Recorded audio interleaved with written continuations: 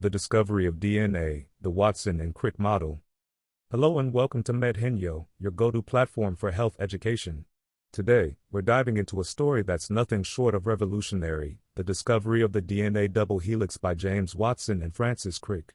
This story is like a detective novel. There's intrigue, brilliant minds, a bit of rivalry, and a discovery that changed the course of science forever. Ready? Let's unravel the mystery. Let's take a trip back to the 1950s. Imagine a world on the brink of scientific breakthroughs. DNA had already been identified as the molecule carrying the instructions for life, but no one knew how it worked.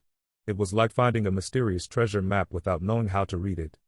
Here's a question for you. If you had to guess, what would the structure of DNA look like? Something simple, like a straight line, or something more intricate, like a machine with moving parts? Take a moment to imagine it. That very question brought together two brilliant minds, James Watson, a young biologist eager to make his mark, and Francis Crick, a physicist with a knack for thinking outside the box. They met at Cambridge University, and the rest, as they say, is history. Let's see how they solved this puzzle. Now, here's where the plot thickens. Watson and Crick weren't the only ones chasing this mystery.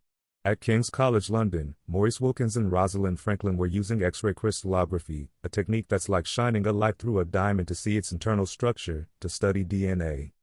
Rosalind Franklin captured an image known as Photo 51, which turned out to be the Rosetta Stone for this discovery. Think of it like getting a blurry but crucial picture of a treasure chest. It didn't reveal everything, but it offered enough clues to piece things together. Let me ask, have you ever been part of a project where a bit of competition brought out your best ideas? That's exactly what was happening here. Watson and Crick, fueled by rivalry, raced against other teams to crack the DNA code. But here's the twist. Watson and Crick weren't conducting experiments in the traditional sense. Instead, they were builders, model builders, to be exact. Imagine trying to assemble a puzzle where the pieces are sugar, phosphate, and nitrogen bases, but there's no picture on the box to guide you.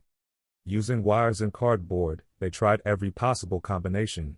And then, eureka! They discovered that adenine, A, always pairs with thymine, T, and cytosine, C, pairs with guanine, G. It was like solving a combination lock. Once you have the right pairings, everything just clicks. In February 1953, Watson and Crick unveiled their model, a double helix. Imagine a spiral staircase. The handrails are the sugar-phosphate backbone, sturdy and supportive, while the steps are the base pairs, A with T, and C with G. This structure wasn't just beautiful, it was functional. It explained how DNA could copy itself perfectly, just like unzipping a jacket and making an exact replica of it. What would you have said if you saw this for the first time? Watson famously walked into a pub and declared, "We've discovered the secret of life." Bold words, but not an exaggeration. The discovery wasn't just about molecules, it was about human collaboration and competition. Watson, Crick, and Wilkins were awarded the Nobel Prize in 1962. But let's not forget Rosalind Franklin. Her work was pivotal, yet she passed away before she could be recognized.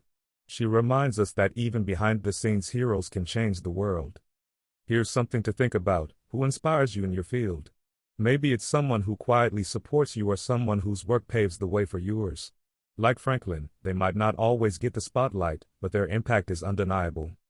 And that's the story of how the DNA double helix was discovered, a story of curiosity, creativity, and collaboration. Next time you think about your DNA, remember the brilliant minds that unraveled its secrets.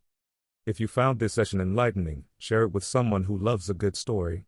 And always remember to keep asking questions and exploring the unknown.